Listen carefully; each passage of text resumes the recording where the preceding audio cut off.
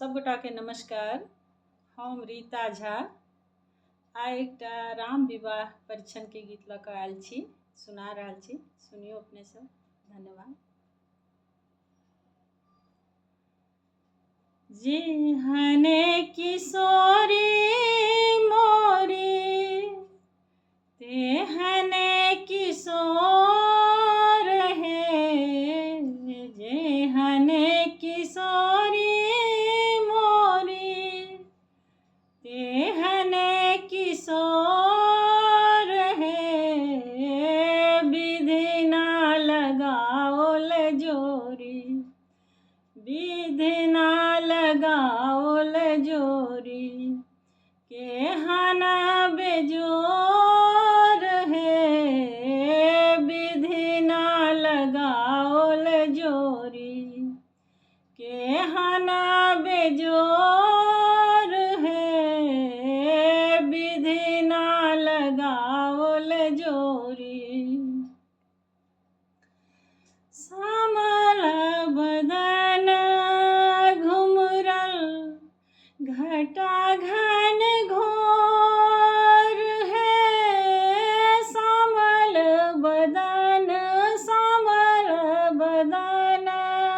घुमरल घटा घन घोर है, घटा घन घोर है, इमहर किशोरी मोरी, इमहर किशोरी मोरी, पूर्णिमाई जोर है, इमहर किशोरी मोरी, पूर्णिमाई जोर है, विधि ना लगाओल जोरी, केहना बेजोर है, विधि ना लगाओल जोरी।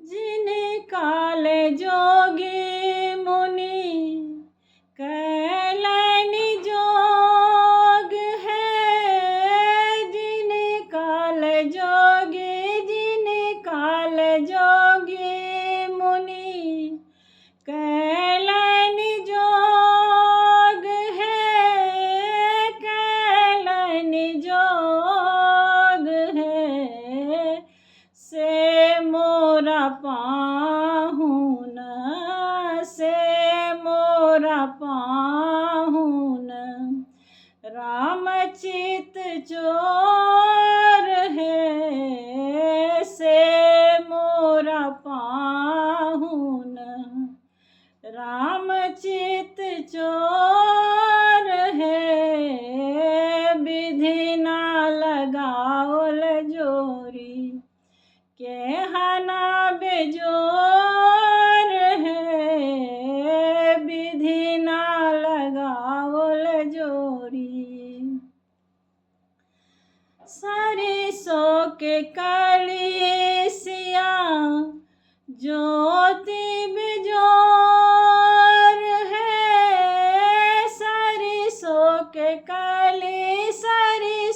के कलिसिया ज्योति बेजोर है, ज्योति बेजोर है, तीसी के फूल रंग, तीसी के फूल रंग, नवल किशोर है, तीसी के फूल रंग, नवल किशोर है, विधि ना लगाओल जोरी, केहना बेजोर है, विधि ना लगाओल जोरी।